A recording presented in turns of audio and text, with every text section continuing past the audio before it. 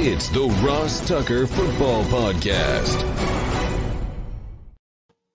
Oh, yeah, it is.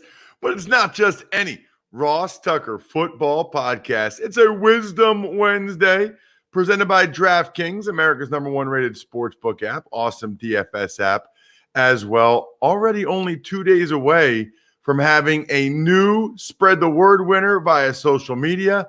All you have to do is engage Maverick in some way at Ross Tucker NFL, at RossTuckerPod, Twitter, Instagram, Facebook. You guys know the drill. Sponsor confirmation email winner. Take advantage of any of our sponsors. Send me the email, ross@rosstucker.com. Guaranteed to read and respond to your question here on the show. And you might get one of these signed press passes, like the AFC Championship game press pass. Speaking of that, today's guest, a buddy of mine from my hometown, Chad Henne. Yes, the star who saved the day for the Kansas City Chiefs against the Cleveland Browns. We'll talk to Chad momentarily. I should mention, typically, Wednesdays are Andrew Brandt days. And I'll probably say this again later, but Andrew Brandt does not have a guest this week on the Business of Sports podcast. So he's just doing Brandt's Rants, which means it's pretty much the same thing he would say here on the Ross Tucker Football Podcast on a Wednesday. So I think most of these weeks now, when Andrew doesn't have a guest and he's just doing Brandt's Rants, which is his thoughts on the topics of the day, we'll probably just steer you guys over there and tell you to listen to the Business of Sports podcast to get Andrew's thoughts on the news and notes of the week. Obviously, if he has a guest of some kind, he'll come on a Wednesday edition of the Ross Tucker Football Podcast to break down everything going on in the NFL. So if you need your Andrew Brandt fix this week, absolutely listen to the Business of Sports podcast. We'll have a YouTube shout out in a couple days, youtube.com/Ross Tucker NFL. It is Big Show time. The Big Show. Joined today by, can't say this very often, current NFL player from my hometown and the Chiefs quarterback who was the star of their divisional round win over the Cleveland Browns, Chad Henne. Chad, thanks so much for coming on the show, man. Sure. Thanks for having me, Ross. By the way, a couple of things I got to say first. It cracks me up that people say why missing for you. It's like, if you're actually from where we're from, why missing and Wilson are like rivals. So I love that people are like, oh, he's from your hometown. I'm like, I claim you now because I guess your mailing address is why missing. But Chad actually went to the rival high school. So it kind of cracks me up when people mention you being from Wyomissing all the time. Yeah, I mean, literally our street right across from the Berkshire Mall where I grew up is like divided by one street. So it's crazy. I could either gone to Wilson or Wyomissing, but I ended up in the Wilson School District. Oh, man. I didn't know you were only one street away. One street away. Oh, man. I'm thinking of more state championships. Oh, it could have been amazing. I've told the story a couple weeks ago, Chad, after the Browns game about how I used to work out with your dad when I think I was in college or maybe my first year in the NFL when you were like 7th or 8th grade and he would talk about you and I'd be like, yeah, I'm sure he's great. And then you were starting as a 9th grader at Wilson. I was like, wow, he is pretty good. And then is the story true that in 8th grade you were a fullback and you threw a fullback option pass and that's when they knew that you were going to be a quarterback?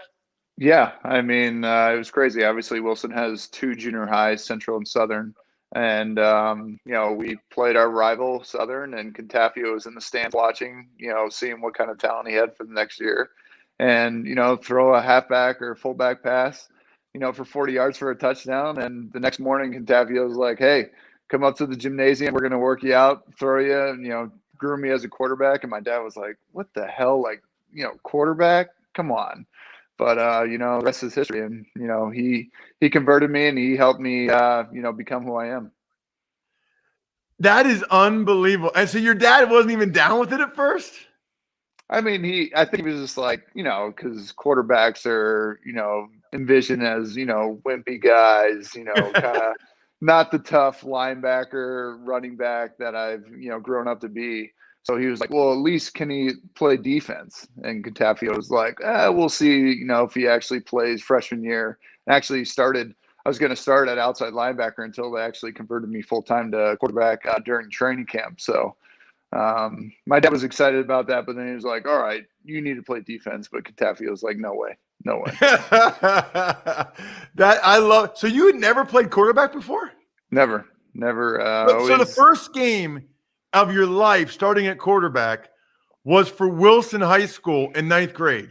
Yep, against Harrisburg High School. Actually got delayed. Friday night we had, I think we played like maybe into the first quarter, and then we had a lightning storm, and then Saturday afternoon we replayed it, and I started from then on. That is unbelievable, man. Well, listen, you know me. I could just do the high school stories the whole show, but I'm pretty confident that most of the listeners or viewers want to hear about what's going on with you now. I guess the first thing, man, congratulations. Pumped for you. How is it different? I mean, I know you went last year. Does it feel different to you at all this year, going back to the Super Bowl?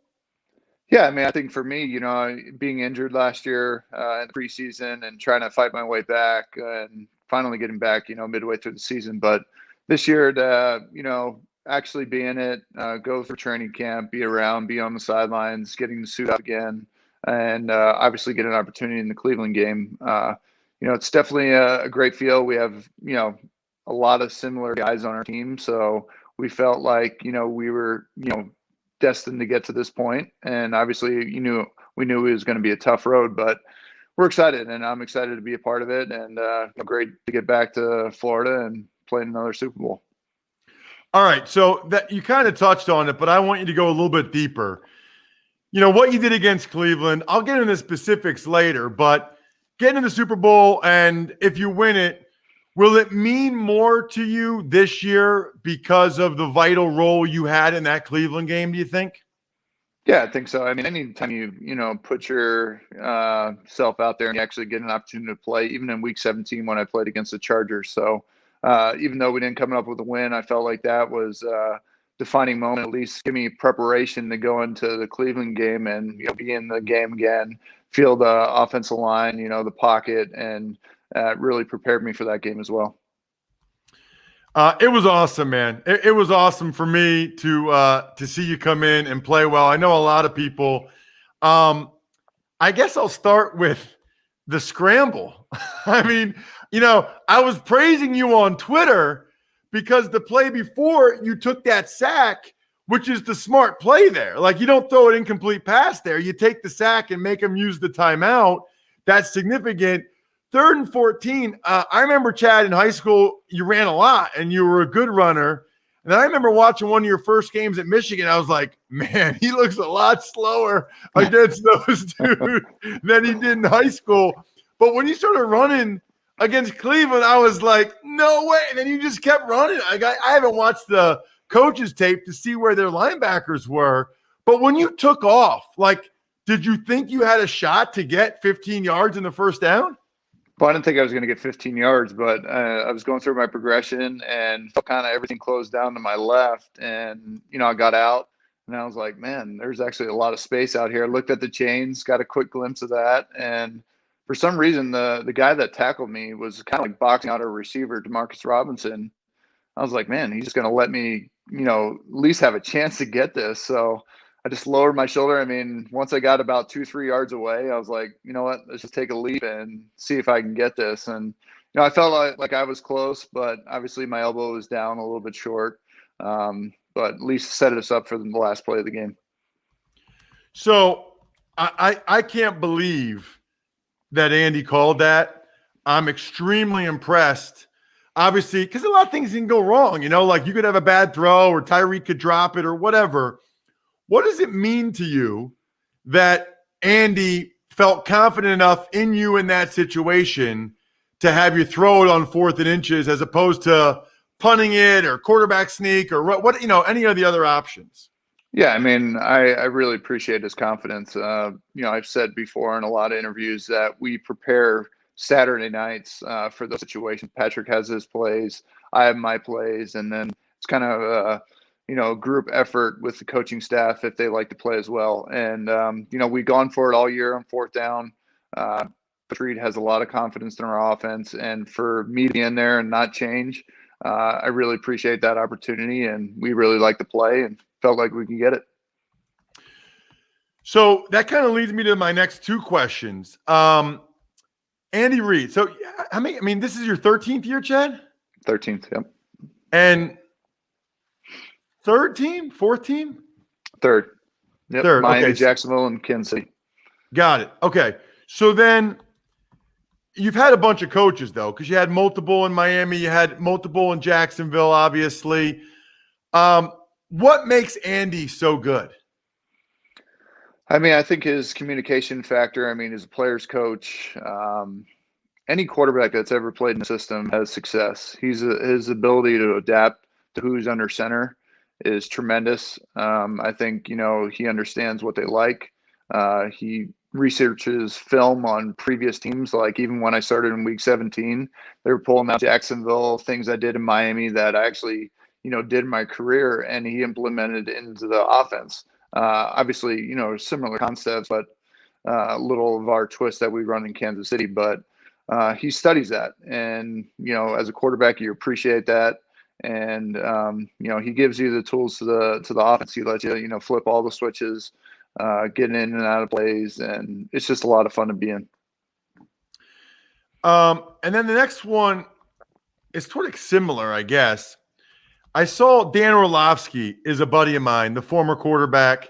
And by the way, it was really cool. I don't know if you saw it. I can send it to you, but I asked Orlovsky if he was rooting for you, right? Dan played 12 or 13 years. He was almost, primarily a backup. You obviously have had a bunch of years, in Miami and stuff starting. But I asked him if he was rooting for you, and he said, "Oh my gosh, you have no idea." Because you know what it's like for the guy that puts in that much time and is ready. And like 95% of the time, you don't get a chance to go out there and show the time you put in. But he said this week that he thinks Patrick Mahomes is by far the best quarterback, and doesn't think that necessarily other guys should be compared to him.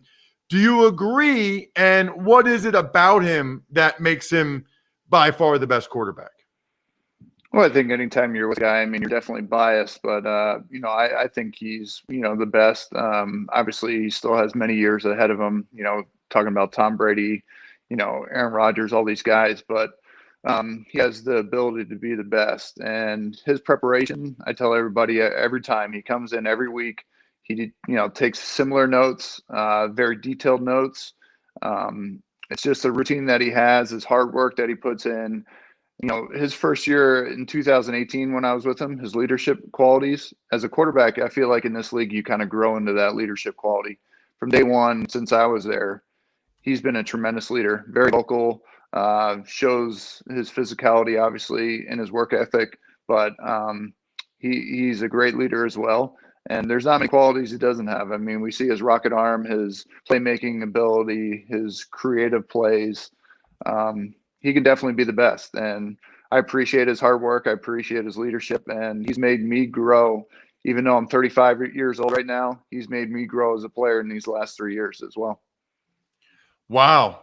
You know what I like about him, getting back to your leadership thing, whether it was week 17 or even after he got hurt against Cleveland, he's so supportive of you. Like, like the Henne thing is possible thing. Like, and I'm, not that he's going to be like rooting against you, obviously, but, he doesn't have to do that. He doesn't have to go out of his way to be outwardly supportive. Everybody wants their backup to do well, whatever, but like he goes out of his way to make sure everybody's on board when you're playing. I thought that was awesome. Yeah, I mean, and that's the person he is. He's very humble, easy to get to know and be around. And everyone that's around him, he makes better. His competitive atmosphere, his just qualities that he is as a person, he makes everybody better around him. So I don't know if you know this or not, but Chiefs fans are not real happy with me because before the year, I wrote an article about how I did not think you guys were going to repeat, and I don't think you're going to be a dynasty. And I say that, Chad, because after you guys won last year, everybody's like, "Oh, they're the next dynasty." But but I just feel like I've heard that a bunch. You know what I mean? Like when Russell Wilson, Seattle won with the Legion of Boom, it's like, oh, they're the next dynasty. But reality, like since the early 90s Cowboys, nobody's repeated other than the Patriots. Like nobody's been a dynasty other than the Patriots. So the logic, I guess, of my article that I wrote was that it's not going to, like, we say this all the time. Anytime there's a group of young guys that win a Super Bowl, oh, they're going to be a dynasty. It just doesn't happen. Well, you guys are one win away from making me look real bad, because I said it wasn't going to happen. What has enabled you guys to get to this point, including winning all the games that you did? Because I know, like, all the statistics, all the odds over the years, they show you how hard it is to do this. Well, I think, I mean, you look back, I mean, obviously Coach Reid and Brady, our GM, we kept our similar guys on our team. I mean, offensive, defense, there's not many guys that you've seen that we just gave away. We're pretty much the same team we were last year. We enhanced a couple positions and kind of brought in some key guys that could step in key situations if guys got hurt. And guys like Mike Remmers, I mean, has been tremendous for us, you know, swing guy, and has played really well for us. But they brought in guys that are stepped in, but we still have the same identity as last year. And we're just another year experience. We're another year better, I feel like, in the same system. And, you know, we're still hungry. I think we all felt like last year, you know, we won the Super Bowl, but we want more. And this team's always hungry, always willing to put the work in and asking anything they need from their coaches to get better. You had 8 straight wins by 6 points or less, and then you came out against the Bills and totally dominated. Was there a difference? I mean, like, you know, there's almost this thought process that you guys can just turn it on like that. Do you believe that? Because on one hand, I'm sitting there, 8 games in a row, you guys won by 6 points. Like, you're not really blowing people out. And then Sunday against Buffalo was total domination. What was the difference? And or is there something to this that you guys can kind of put the pedal to the metal when you want to? Well, I think, you know, you definitely just don't want to turn it on. I think, you know, we've gone through this whole year knowing that we're going to get everybody's best shot. So, you know, everybody wants to beat the Chiefs. Everybody wants to beat the defending Super Bowl champions. So we got everybody's best shot. So it was never easy. And in this league, it's never easy because everybody changes every year. But to say we turn it on, I mean, I wouldn't want to say that. I think we come prepared.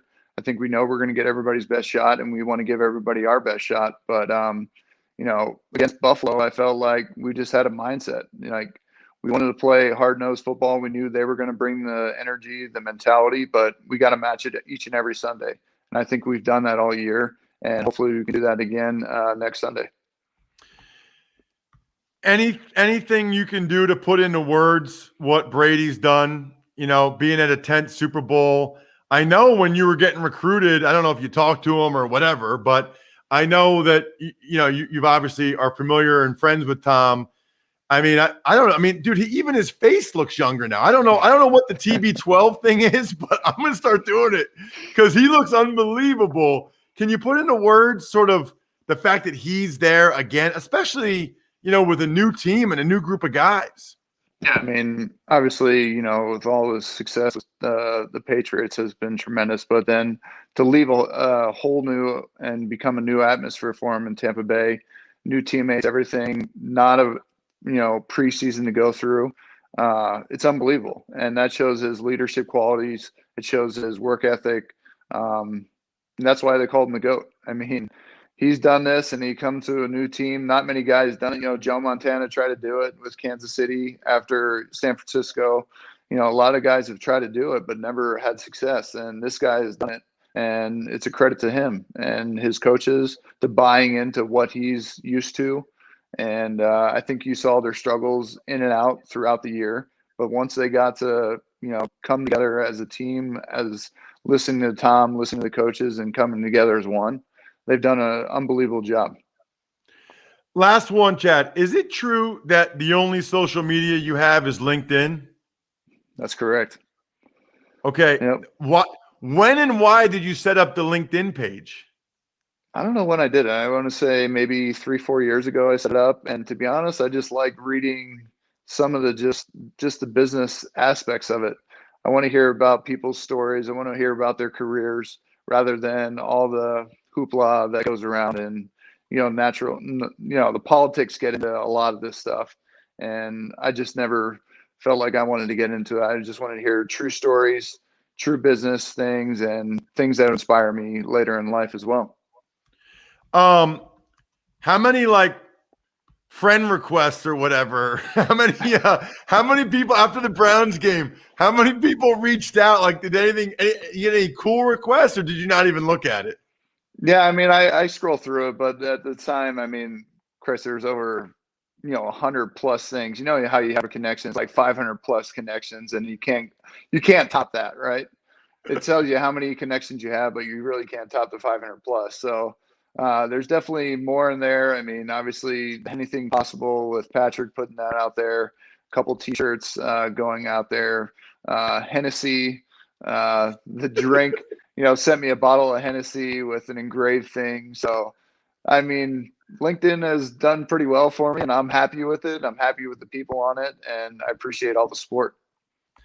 I lied. Last one. Do you have any idea what you want to do when you're done? I mean, I know you're playing well, and hopefully you'll play forever or whatever. But I mean, obviously, you said you read stories of other business guys. And any thoughts on what you might want to do?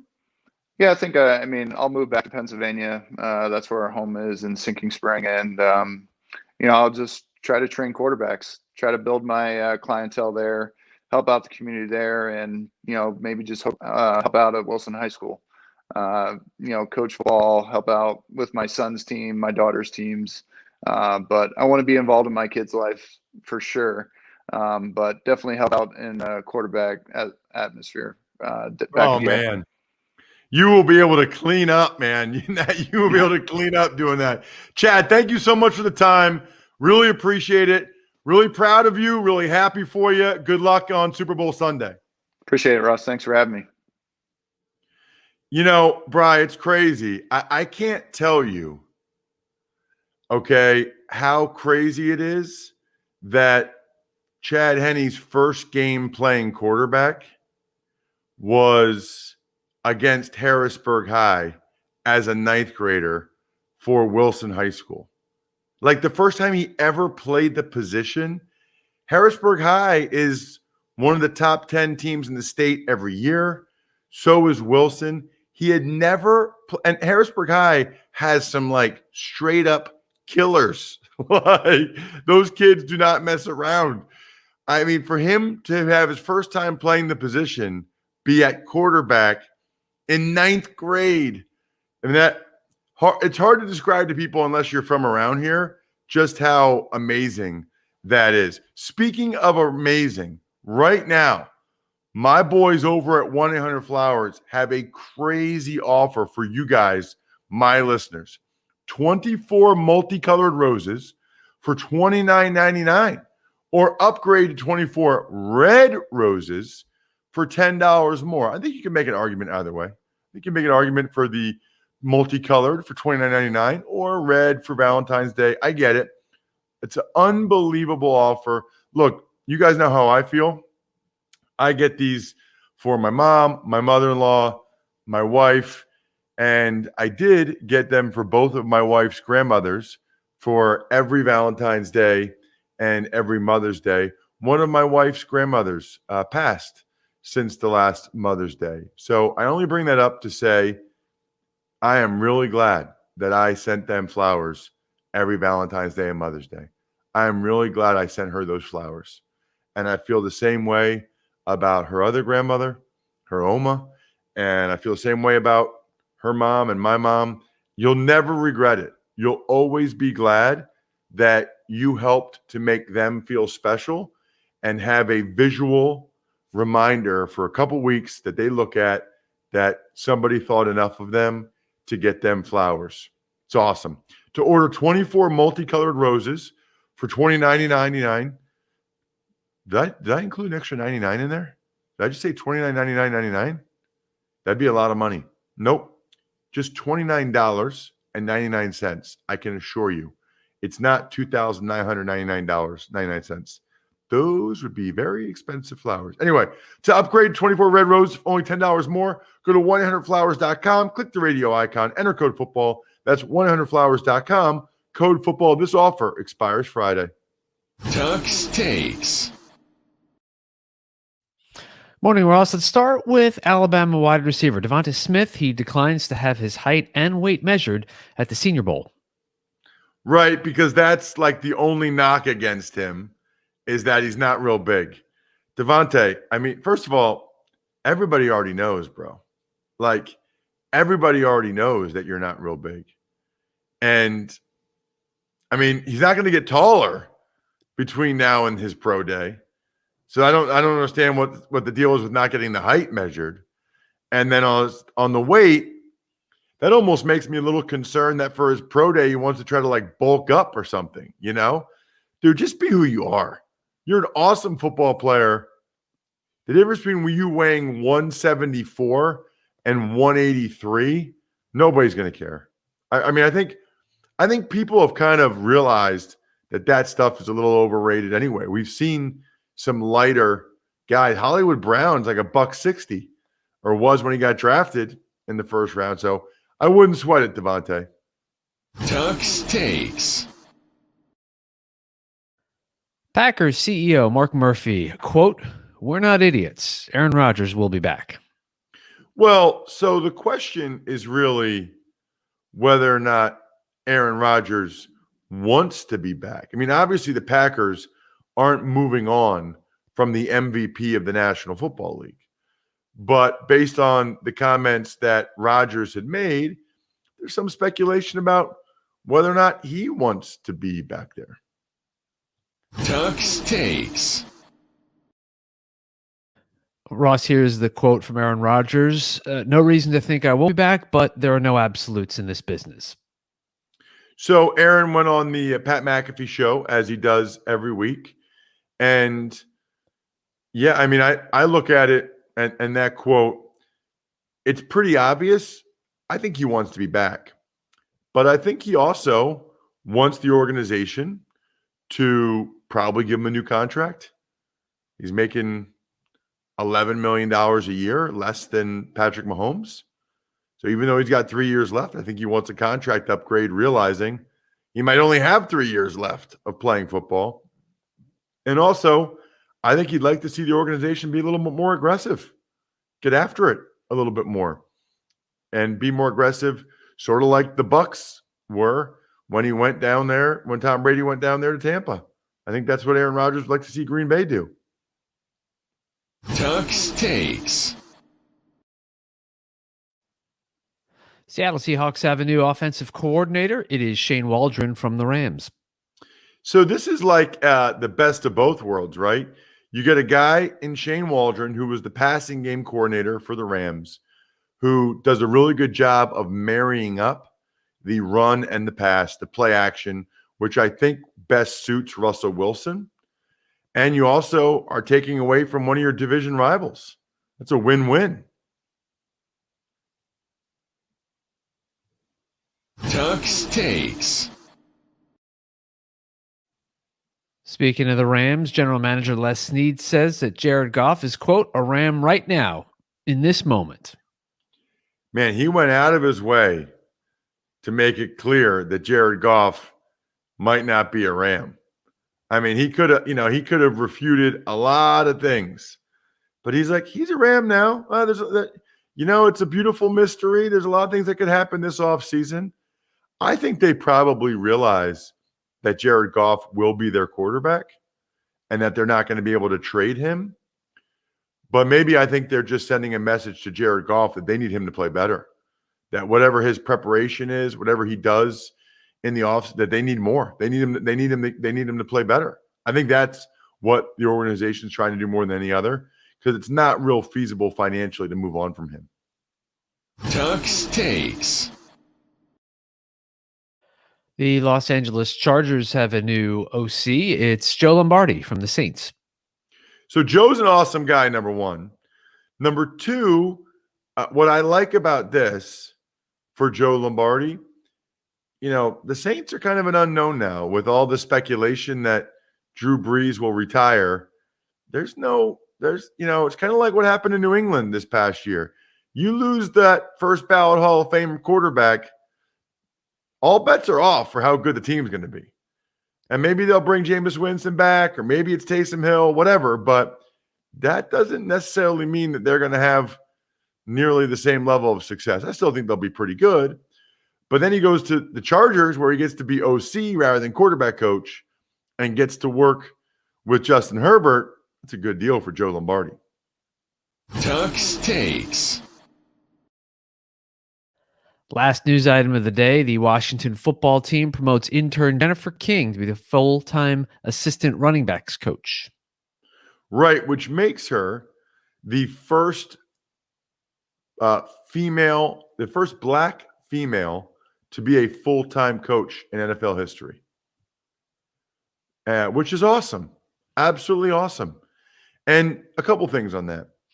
Number one is, anytime someone does something for the first, it's really cool. And I don't think you have to have daughters or whatever to appreciate it, right?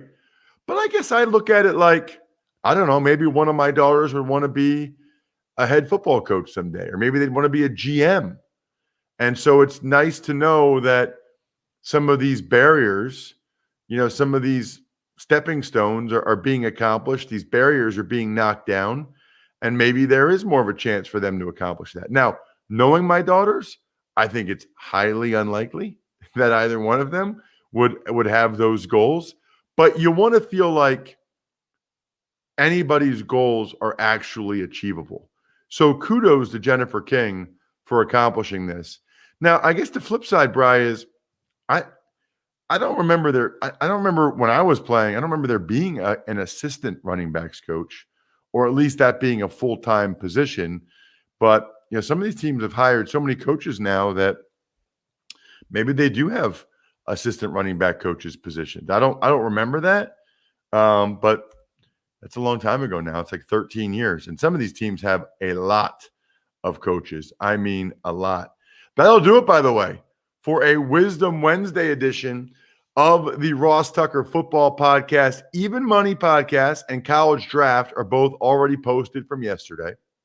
We'll do the Fantasy Feast podcast with Joe Dolan today, talking about what we saw from the conference championship games, what it means for those teams and their fantasy guys going forward.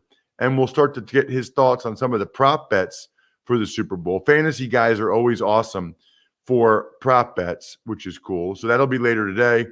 Probably get to an email or two Thursday and Friday this week. Tomorrow we'll have the great Greg Cosell to get his early Super Bowl thoughts and his thoughts on the NFC and AFC championship games. Shout outs are in order. Pizza Boy Brewing, Sporticulture, SteakhouseSports.com, Vision Comics with an X, and DinerDepot.com. I think we're done here. Thanks for listening to the Ross Tucker Football Podcast. Make sure to also subscribe to the Fantasy Feast, Even Money, Business of Sports, and College Draft. All available at Apple Podcasts, RossTucker.com, or wherever podcasts can be found.